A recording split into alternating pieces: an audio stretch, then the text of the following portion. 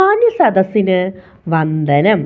ഞാൻ ഇന്നിവിടെ പറയാൻ പോകുന്ന കഥയുടെ പേരാണ് കോഴിയമ്മയും 3 എലിക്കുഞ്ഞുങ്ങളും.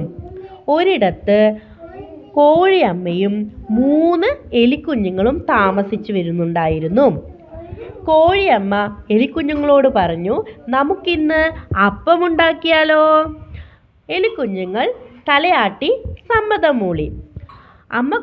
കോഴിയമ്മ പറഞ്ഞു, ഒന്നാമത്തെ എലിക്കുഞ്ഞിനോട് നെല്ല് കുത്തി അരി ഉണ്ടാക്കിയിട്ട് വരൂന്ന്. എലിക്കുഞ്ഞ് പറഞ്ഞു, എനിക്ക് വയ്യ എന്ന്. രണ്ടാമത്തെ എലിക്കുഞ്ഞിനോട് പറഞ്ഞു, അരി പൊടിച്ച് മാവാക്കിയിട്ട് വരൂന്ന്. എലിക്കുഞ്ഞ് പറഞ്ഞു, എനിക്ക് വയ്യ എന്ന്. മൂന്നാമത്തെ എലിക്കുഞ്ഞിനോട് ചോദിച്ചു, മാവ് ഉപയോഗിച്ച് അപ്പം ഉണ്ടാക്കിയിട്ട് വരൂ.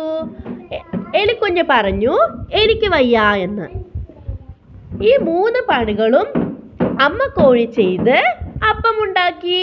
അവിടെ ആകെ അപ്പത്തിൻ്റെ നല്ല മണം പരന്നു. എലിക്കുഞ്ഞുങ്ങൾ കോഴിയമ്മയോട് ചോദിച്ചു, കോഴിയമ്മേ, ഞങ്ങൾക്കൊരു അപ്പം തരുമോ? കോഴിയമ്മ പറഞ്ഞു, ആർക്കും അപ്പം തരില്ല എന്ന്.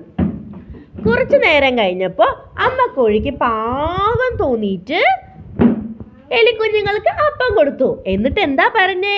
എല്ലാവരെയും സഹായിക്കാനുള്ള മനസ്സുണ്ടാവണം.